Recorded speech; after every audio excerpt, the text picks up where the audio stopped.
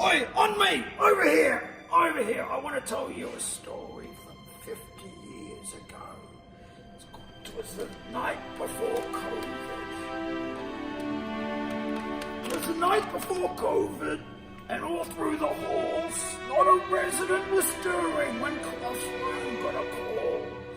They had no idea what was to appear. It would be quite some time before they got the all clear. See, the COVID was a beast that shut everything down.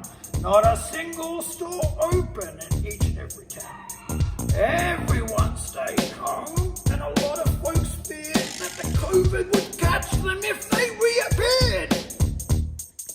But at Aegis of Mercer, some magic arose, and although they did stay behind doors that did close, each resident there remained lively and spry with mystical musings that helped the time fly. Songs rang through the halls as guitar strings were plucked, and the residents' voices carried on hope and luck. The letters that came from far places and near, new friendships were formed from words written so dear.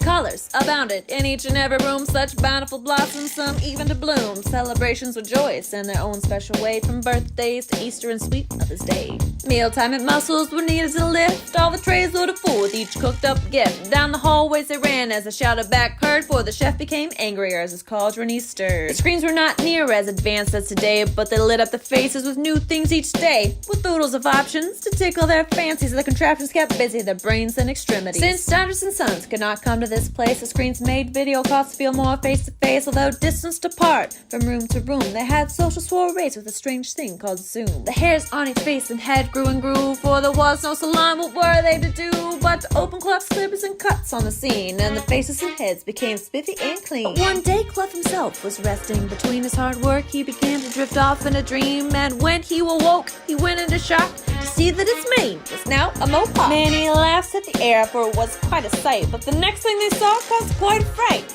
It seemed that a resident had quite enough. She repelled from a window down a rope and took off. Worry not though, reader, making sure you're awake, for that resident went nowhere for goodness sake. But poor Clough was not quite so lucky, you see. His new do's quite odd, on that we all can agree. Each and everyone tried to make the residents feel that a doomsday to dread was not the fate with a seal. Enchantment found ways to enlighten and entice. Laughter must be had, or our spirits will pay the price. In that whimsical place up on 24th Street were victors who valiantly fought a great feat. Though they wore not a cloak nor a cape on their back, they were seen as great heroes, efforts never were slack. These warriors who slayed the great COVID beast kept the kingdom safe up on 24th Street, and the beast shan't return to the whimsical whim, for it's far too magical to house something so grim. So my tale of Aegis of Mercer is through. I do hope it showed you this truth to you, that although life can be twisted and seemingly dark, find a glimmer of light and let it shine through your heart.